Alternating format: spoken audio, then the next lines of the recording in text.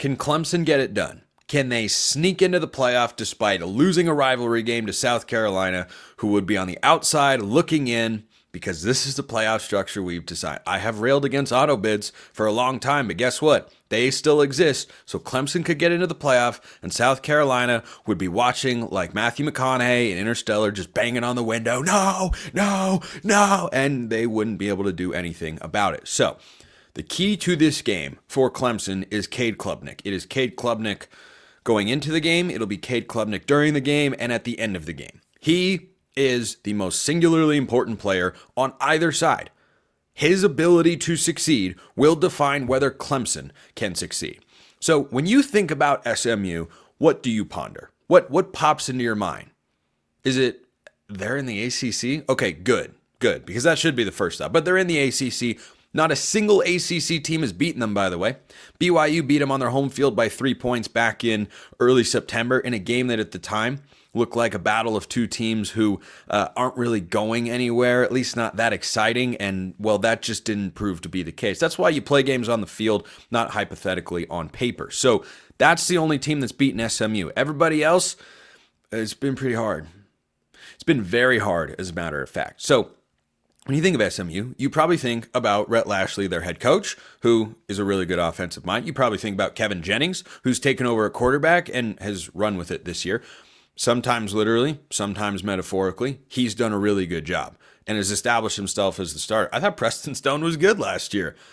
Kevin Jennings is clearly better, and Rhett Lashley knows what he's doing when he makes that change, or knew what he was doing when he made that change. I was surprised, but it's clearly working out. So SMU should be into the playoff either way. More on that later. But the reason Kade Klubnik is so important is when you think of SMU, you think of offense. You don't think about their defense and how good it's been this year. Would it surprise you to learn that opponents on average this season do not run for even 100 yards per game against SMU's defense? 95 on the ground. Phil Maffa is one of the most underrated 1,000-yard rushers in all of college football. I concede that particular point. I counter with SMU's defense is like Texas's defense. It's not what gets the highlights or the attention, and you have an offensive head coach, but that's kind of the unit that has been running the show. I think it's more true with Texas than SMU because the Mustangs offense is averaging a blistering 39 points per game this year, and they have been over 30 in each of their last 4 games, but they have held their opponents under 10 in their last 2. Now, those opponents were Virginia and Cal. You make of those programs whatever you would like. But SMU has been playing good defense this year. Very quietly. Very quietly, they've been playing some capable defense. So if they stay away from the turnover bug, I trust SMU's offense. The only time that sprung up, boy, did it spring up, was in a game against Duke. By the way, I would like you or anyone out there to answer this question. Why is Duke not ranked, but Missouri is? Just someone find me a response that doesn't involve the letters SEC in consecutive order. But when you look at what SMU has done this year, they have played better complementary football than people give them credit for. But if you're not going to be able to run, and I do not look at Clemson's offensive line and the way they've run the football this year with Phil Maffa and think, yeah, I think they're going to go all over. They're going to gash this SMU defense. Nah, don't see that matchup playing out. Kade Klubnik, maybe. We've seen the dual threat ability of the one-time 5-star quarterback, and he's been really good throwing the ball this season, just to be clear. I don't want to discount that. His touchdown-interception ratio has been fantastic. The offense has been better at times. It wasn't great last week against South Carolina, so it's going to have to improve. But I don't think that you're going to line up against this SMU defense and just run all over the field. Now, 5 years ago, 2019 Clemson probably could have done that against 2019 SMU. Welcome to the year 2024. So I think that Kade Klubnik has to have one of, if not his best game of the season, if they're going to pull this out. If they are going to do, and I will openly state, as I have before, just so there is no confusion, I want Clemson to win this football game. Not because I think Clemson is a playoff deserving team, but because winning the ACC championship is at least more deserving than 9-3 Alabama that got blasted by multiple possessions against an Oklahoma team that could not throw for even 70 yards through the air in that particular game. That is what I am objecting to. And That's not an anti-Alabama take. That's just pro-college football logic in the playoff, but I don't know that we're going to get that. So is Clemson going to pull this off? Well, it's not going to be an easy thing to do because SMU hasn't lost to another ACC team this year. They haven't necessarily played the most difficult schedule in the ACC. Florida State, Louisville, Stanford, Duke, Pitt, Boston College, Virginia, Cal. It's been manageable. They've navigated it really well. They loaded up in the transfer portal in the offseason.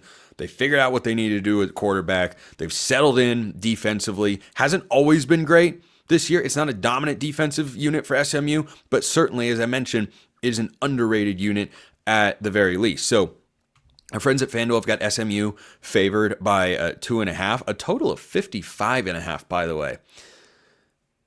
I think that says more about Clemson's offense than it does SMU's, because SMU's been explosive. They've been much more consistent and capable. But when I think about this game, it's going to come down, as it often does, to the quarterback play. This is not a trenches game for me. This is Clemson's going to try to run the ball early. I don't think they'll have a lot of success, and they'll realize, all right, Garrett Riley, offensive coordinator for Clemson, you need to just dial up the pass. And if you're going to run, just run Kade Klubnik. This needs to be a Kade Klubnik special. And Dabo Swinney has got an opportunity to prove a lot of people wrong here, even though they lost to South Carolina. It was a close game. Had it at the very end. I mean, they were close. They were right there. Can't say they weren't competitive with a team that has used the transfer portal. At least that's the perception, is that, well, South Carolina will use it, but Clemson won, and, well, Clemson's playing with a lot of those teams. And this is an even more transfer portal versus high school-driven roster matchup. SMU was huge in the transfer portal this offseason, pulling guys from Power 4 schools all over the place. And Clemson, nah, we're good. And Dabo Swinney could do it, and then he could just poke his head into the college football playoff, and he'd even get a bye. He'd even get a bye. Yeah. 10-3 Clemson that lost to Georgia 34-3. They got blown out by Louisville on its home field. That lost a rivalry game to South Carolina. Could get a bye. You may think of that whatever you would like. But on the SMU getting dropped conversation, boy, I hope it doesn't happen. Really hope it doesn't happen. Cannot guarantee you it won't. I mean, Lane Kiffin's doing everything in his power to make sure that Ole Miss gets put ahead of an 11-2 SMU into the college football playoff. I mean, he is nonstop. He is very upset on Twitter. And look, every now and then, he raises a good, valid point. The counterpoint that I'm just going to continue to throw at anyone who wants to present the Ole Miss to the playoff argument to me is, how about you beat Kentucky? Kentucky is not a good football team. They're not good. And Ole Miss lost at home. And Lane Kiffin's all spot the ball. Don't care. Don't let it get that close. You shouldn't have. You got outcoached. Lane. Sorry to break it to you, but you did. So SMU at 11-1 or at 11-2, if they lose this game, no, they don't have the greatest strength of schedule in the world. But are you going to punish them for making the conference championship game? Because Ward Manuel of the College Football Playoff Committee, the chair, he said, well, it's possible. It could happen. Excuse me? After Joe Tessitore was declaring on Friday night's game against Georgia Tech that the Bulldogs were in if they win, regardless of what happens in the SEC championship game. Really? Really? So Georgia can't be punished for what happens in the SEC title game, but SMU can. Oh, okay. Okay, cool. I have been a proponent of SEC bias for a long time. I have said, yeah, better players, better conference. That's it. Yeah, I'm kind of in favor of it. I am not in favor of blanket immunity for the SEC, because I have seen with my own eyes the product that other conferences put on the field and what they've put on the field and how they match up head to head. And you cannot convince me there's a Grand Canyon sized gap, because there isn't. The results have shown just that. Even if you lose a close game, I didn't blow them out. Where's the SEC? Where's the ACC SEC superiority for the SEC? It hasn't shown up on a consistent basis. The ACC has notched a bunch of notable wins against the SEC this year. So I hope and pray that SMU at 11-2 is into the playoff. I do not say that with 100% certainty, though.